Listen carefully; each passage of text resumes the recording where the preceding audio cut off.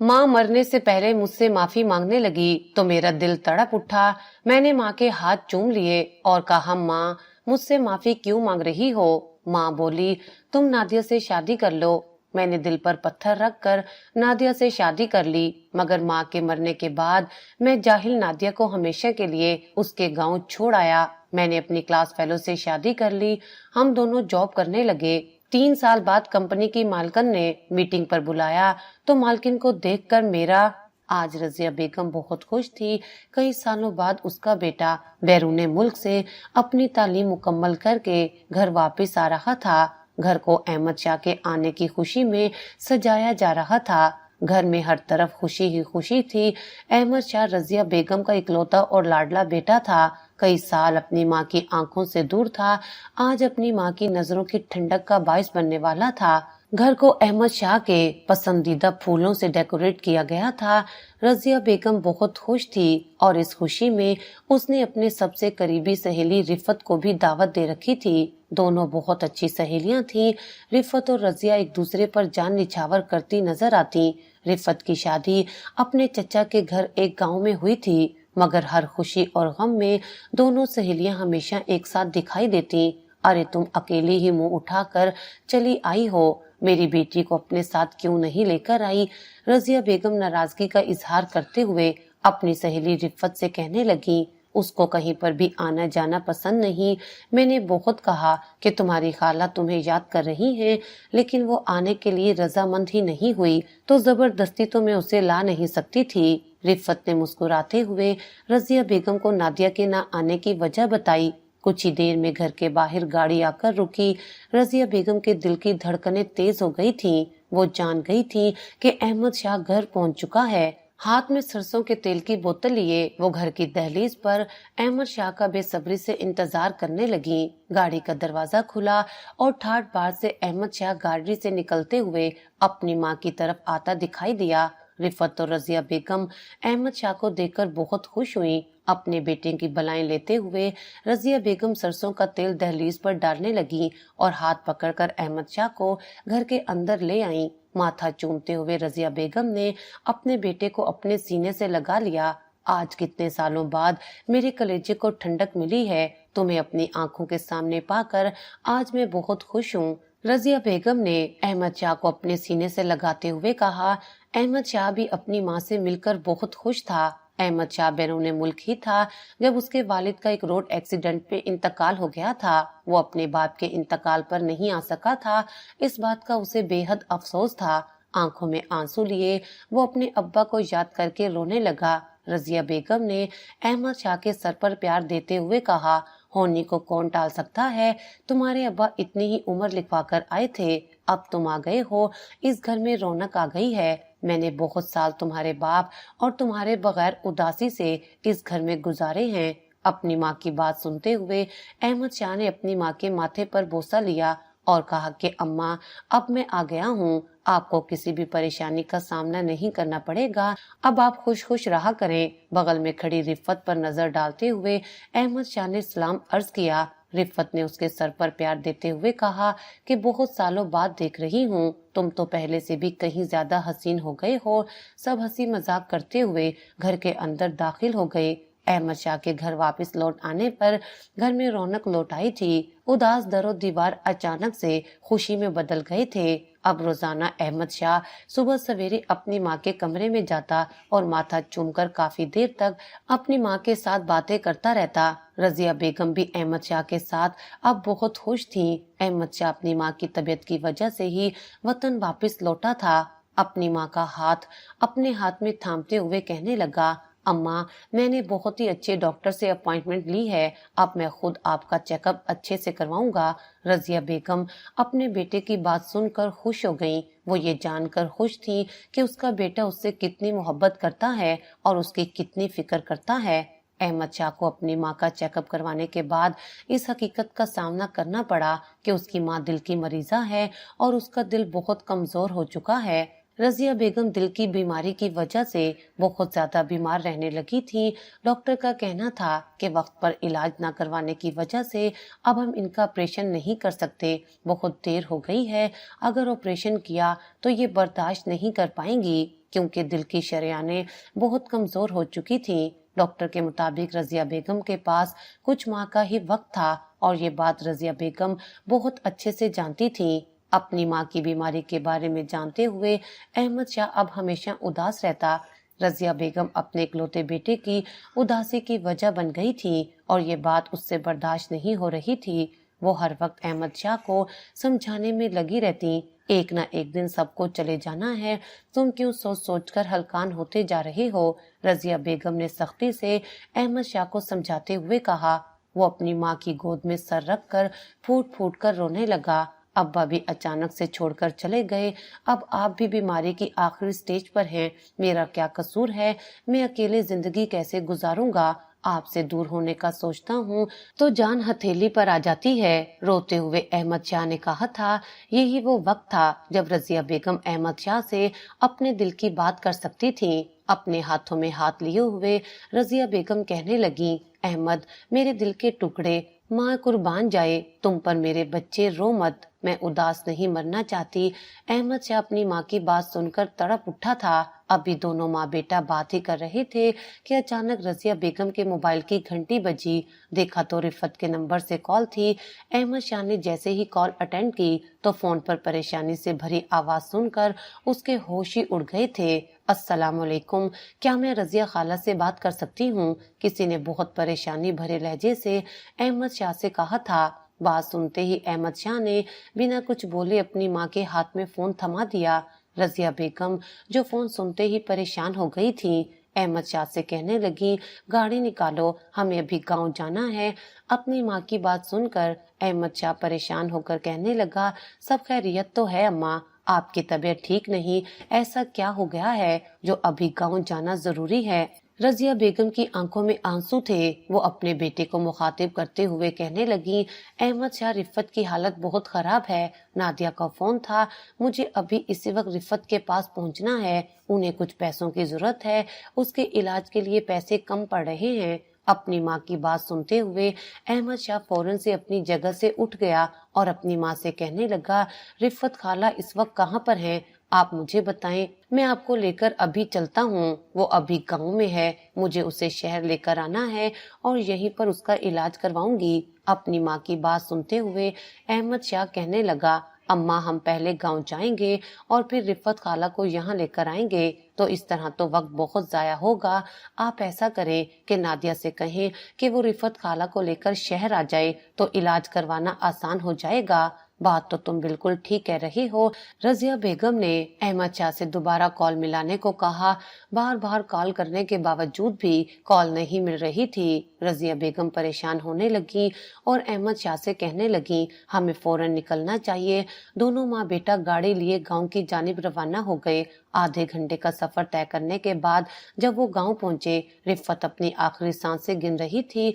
रजिया बेगम अपने साथ डॉक्टर को लेकर गई थी। डॉक्टर ने जैसे ही रिफत का चेकअप किया तो बताया कि इनके पास बहुत कम वक्त है।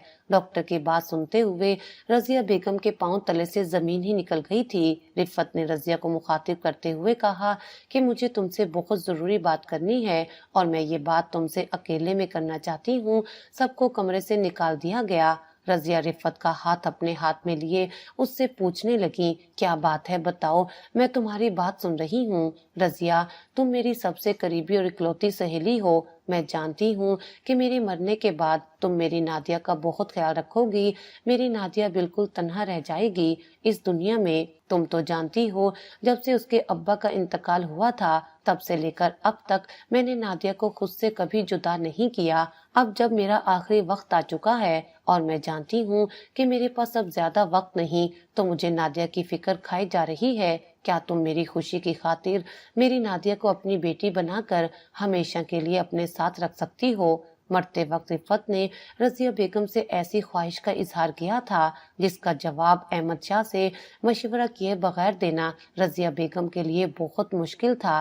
لیکن اپنی مرتی دوست کے ساتھ وعدہ کرتے ہوئے اسے زبان دے دی کہ میں اس کی بیٹی کو تنہا نہیں چھوڑوں گی اور اپنے بیٹے احمد شاہ سے اس کا نکاح کروا کر ہمیشہ کے لیے اسے اپنی بیٹی بنا کر اپنے گھر رکھوں گی۔ یہ ساری باتیں نادیہ کے سامنے ہو رہی تھی۔ نادیہ جو کونے میں کھڑی اپنی ماں کی حالت کو دیکھ کر پھوٹ پھوٹ کر رو رہی تھی، رضیہ بیگم نے اسے اپنے قریب بلاتے ہوئے پیار کیا اور رفت کو پوری تسلی دی کہ اب وہ نادیہ کی پریشانی کو اپنے دل و دماغ سے نکال دے۔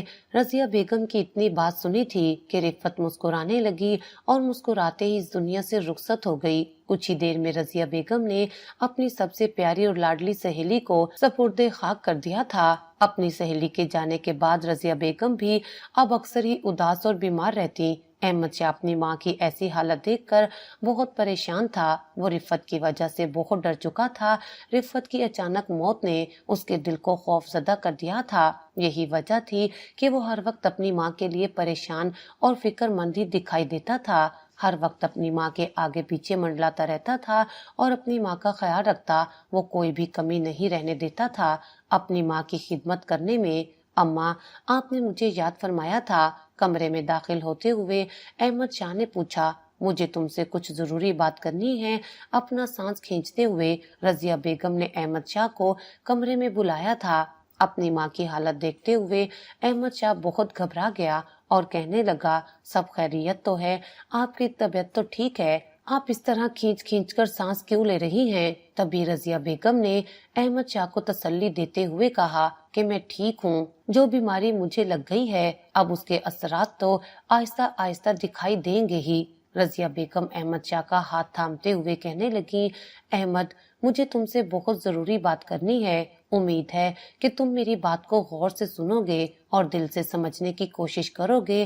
احمد شاہ حیران ہو کر اپنی ماں کا چہرہ دیکھ رہا تھا اور کہنے لگا، آپ حکم تو کریں، کیا بات ہے؟ آنکھوں میں آنسو لیے رضیہ بیگم نے رفت کی آخری خواہش کا اظہار کرتے ہوئے احمد شاہ سے کہا کہ میرے دل کی حسرت ہے کہ میں نادیہ کو بہو بنا کر اس گھر میں لے آؤں۔ احمد شاہ اپنی ماں کی خواہش سنتے ہوئے پریشان ہو گیا۔ چہرے پر پریشانی کے تاثرات لاتے ہوئے کہنے لگا، اماں، میں شہر کی لڑکی سے شادی کرنا چاہتا ہوں۔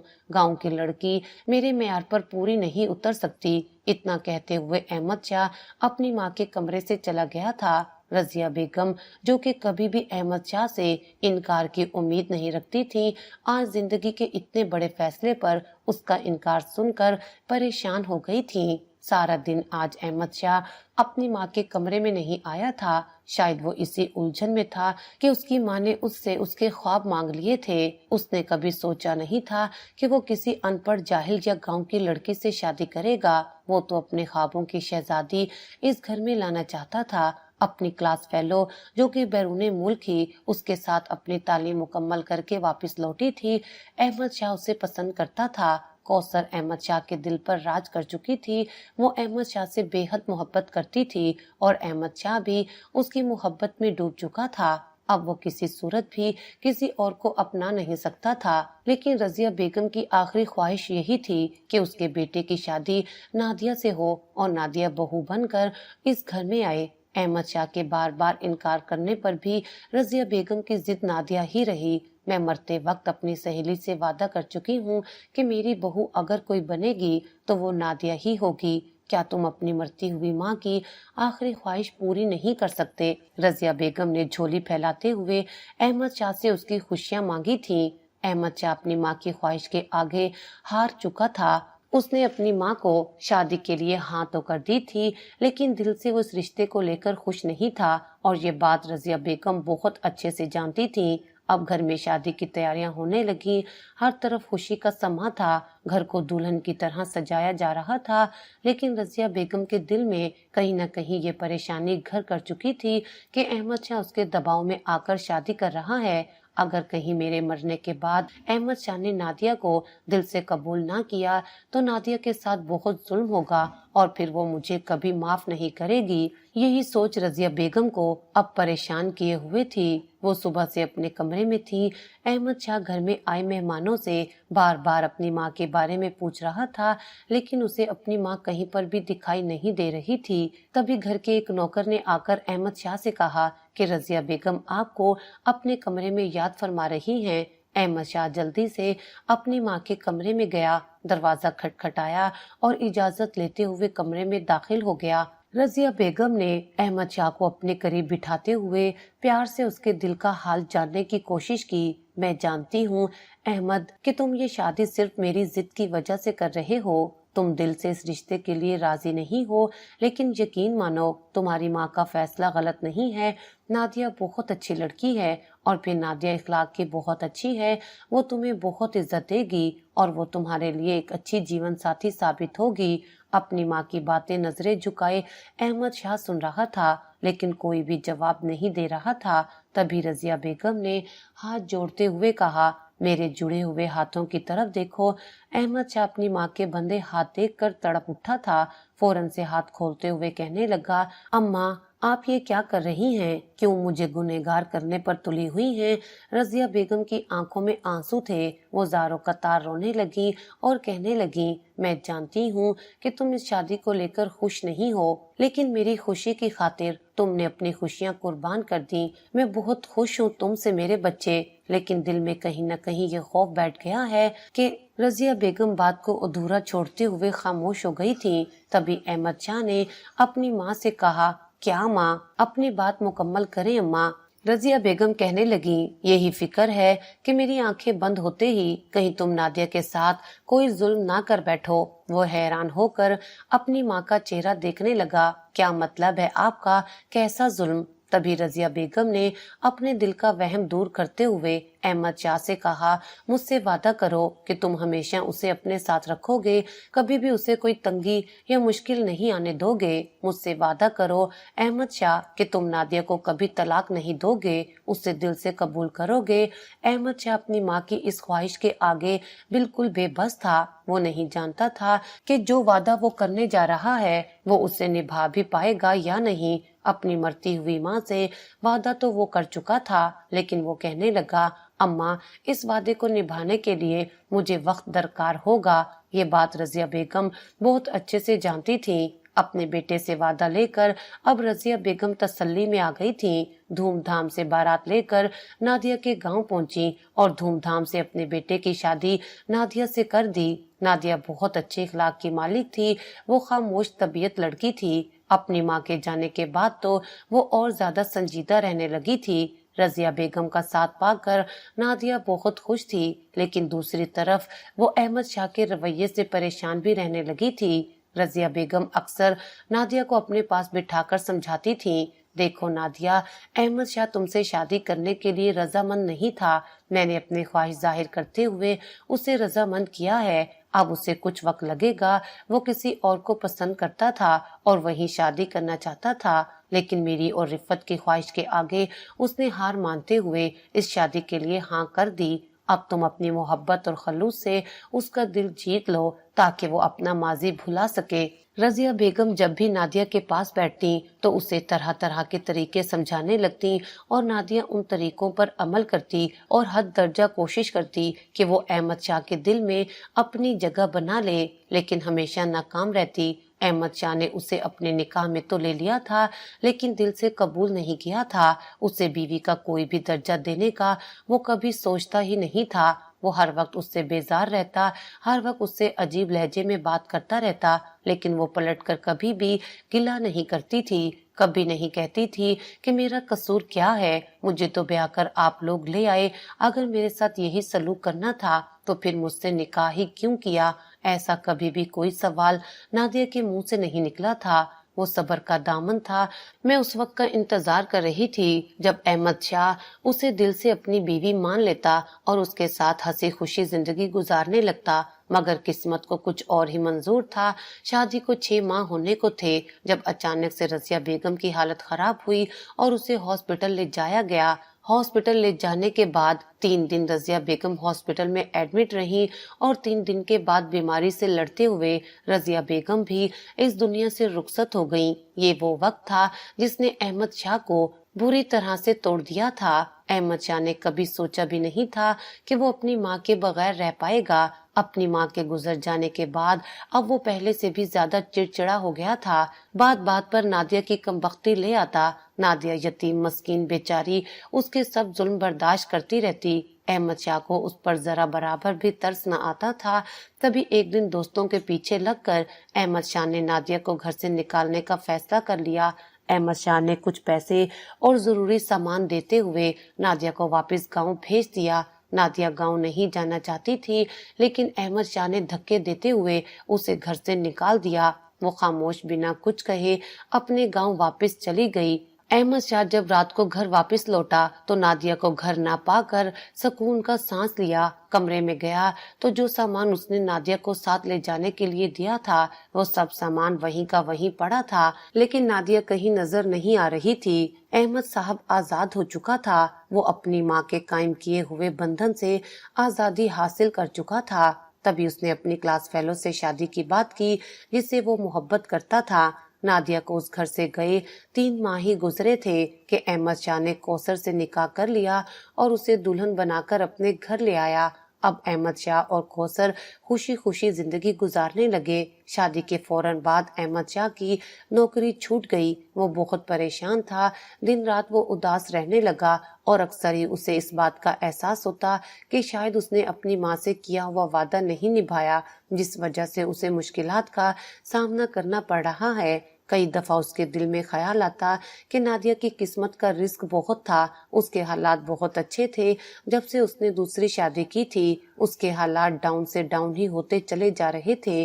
वो अपने हालात को लेकर बहुत ज्यादा परेशान रहने लगा था। यहाँ तक नौबत आ गई थी कि घर में नौकर चाकर सबको छुट्टी करवानी पड़ी। कौसर जो हर वक्त मसरूफ रहने का बहाना करती थी, अहमद शाह के लिए उसके पास भी वक्त न होता। अहमद शाह बहुत अकेला पड़ गया था।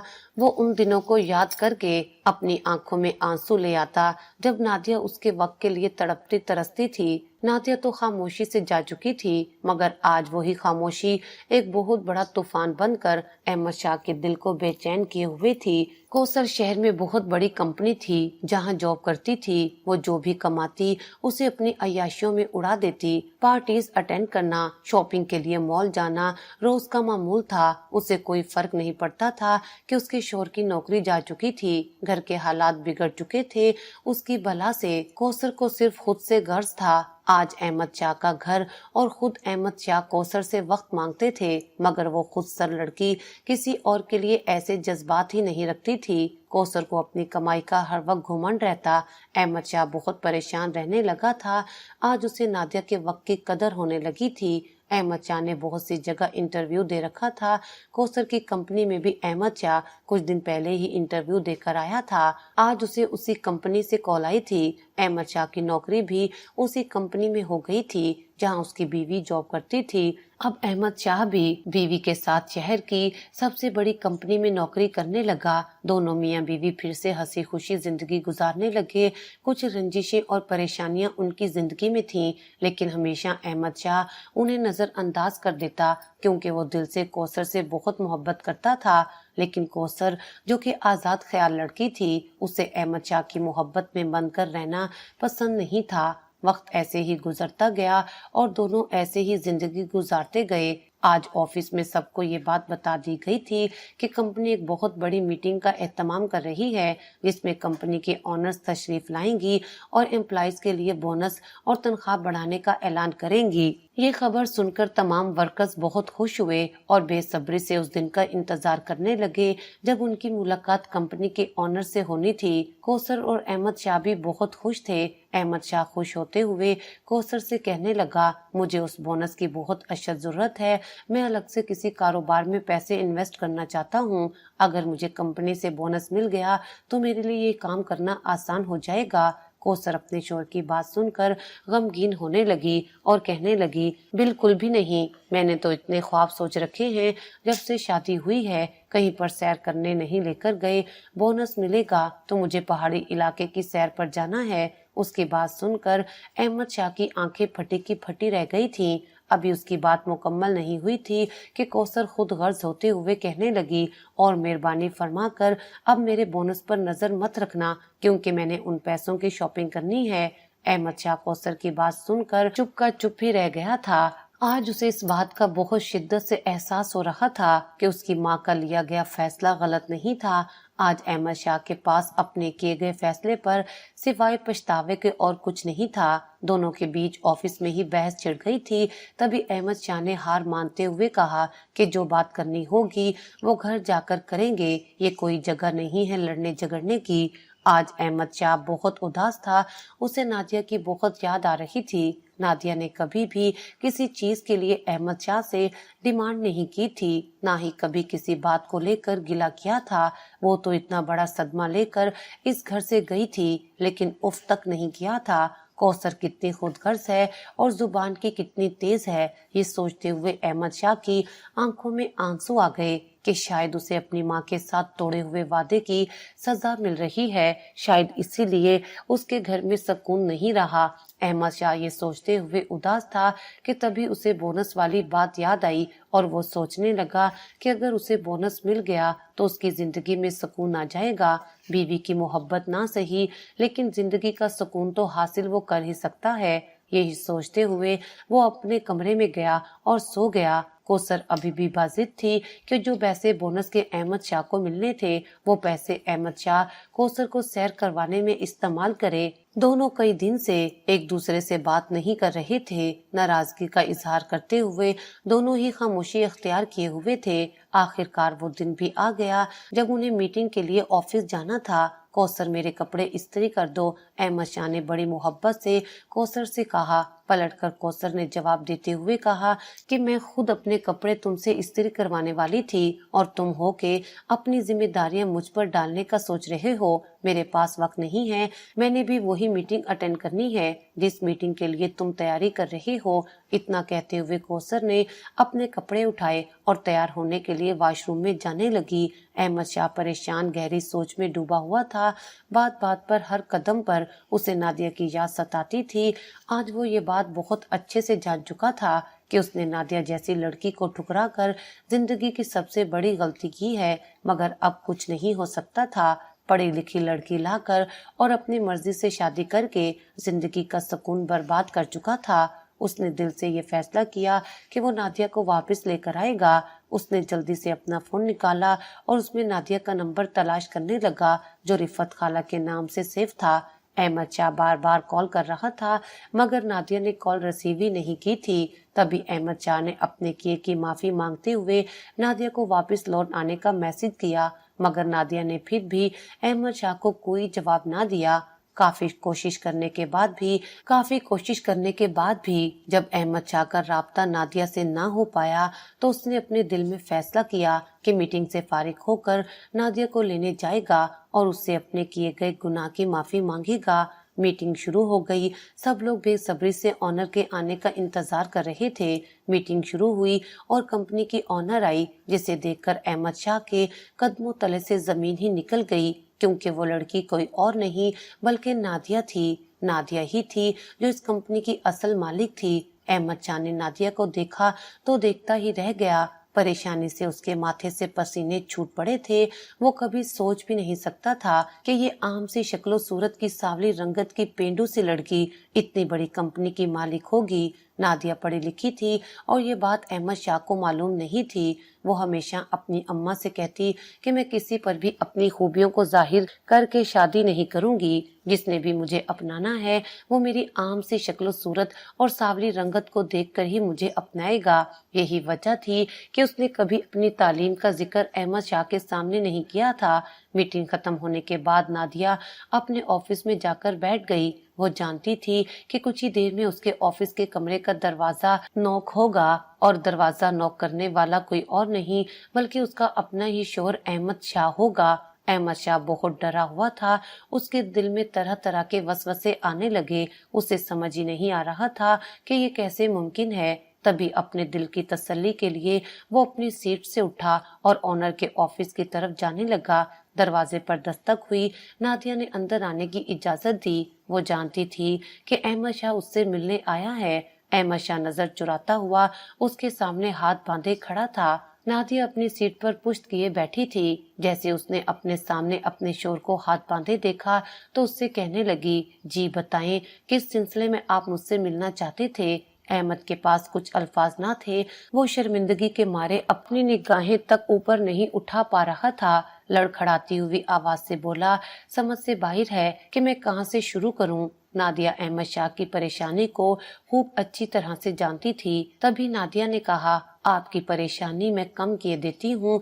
आप जानना चाहते हैं कि मैं आम सी शक्ल की लड़की, सांवली रंगत वाली, जिसे दुनिया के साथ साथ उसका अपना शोहर भी पसंद नहीं करता था, इतनी बड़ी कंपनी की मालिक कैसे बन गई? शक्ल सूरत से अनपढ़ और जाहिर नजर आने वाली लड़की ने इतनी बड़ी कामयाबी कैसे हासिल कर ली? अहमद नादिया की बातें सुनते हुए नजरें झुकाए खामोश खड़ा था। इसके अलावा और कुछ कर भी नहीं सकता था। नादिया ने एक ठंडी आह भरते हुए कहा, मैंने आला तालीम हासिल की और अपनी तालीम हासिल करने के बाद मैंने खुद को घर के कामों में उलझा दिया था। अम्मा की तबीयत खराब रहने की वजह से मैं हर वक्त कामों में मसरूफ रहती और अपनी केयर ना करती। लेकिन जिंदगी से जब मुझे धक्के पड़े और मालूम हुआ कि जिंदगी कैसे गुजारनी है, तो मैंने अपने दिल में ये अहद किया कि मैं इसी शक्लो रंगत के साथ ही शहर की सबसे बड़ी कंपनी की मालिक बनकर दिखाऊंगी। पढ़ी लिखी तो मैं थी ही और बिजनेस के बारे में बहुत अच्छी तरह से जानती थी। मेरे नाम कुछ जमीन और घर था।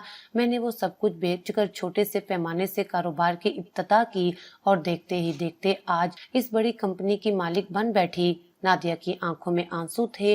रोते हुए वो अहमद शाह से कहने लगी, खोटा सिक्का समझकर इंसान जिसे फेंक देता है, हकीकत में वही सबसे ज्यादा अनमोल होता है। मैंने अपने बड़ों से सुना था कि हीरों की कदर कोई जोहरी ही जान सकता है, और ये बात 100% सच निकली। इतना कहते हुए नादिया ने अहमद शाह को जाने के लिए कहा। अहमद शाह हाथ जोड़े उसके सामने खड़ा था। मैं तुम्हें कितने दिन से फोन कर रहा हूँ और तुम्हें वापस ले जाना चाहता हूँ। तब मुझे नहीं मालूम था कि तुम बहुत बड़ी कंपनी की ऑनर हो। नादिया ने अपने आंसू साफ करते हुए अहमद शाह से कहा, मैं जानती हूँ कि आप मेरे बारे में कुछ नहीं जानते, लेकिन मैं आपके बारे में पहले दिन से सब कुछ जानती हूँ। अहमद शाह नादिया की बात सुनकर हैरान था।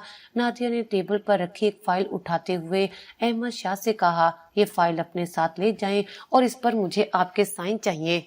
क्या है इस फाइल में? हैरानगी का इजहार करते हुए अहमद शाह ने नादिया से पूछा। नादिया खामोश रही। बस इतना कहा, अपने कैबिन में जाकर इस फाइल को खुद पढ़ लीजिएगा और साइन करके मुझे ये फाइल भिजवा दीजिएगा। अहमद शाह कोई भी बात नहीं कर पाया था और अपने कमरे में आ गया। उसकी आंखों में गम के आंसू थे।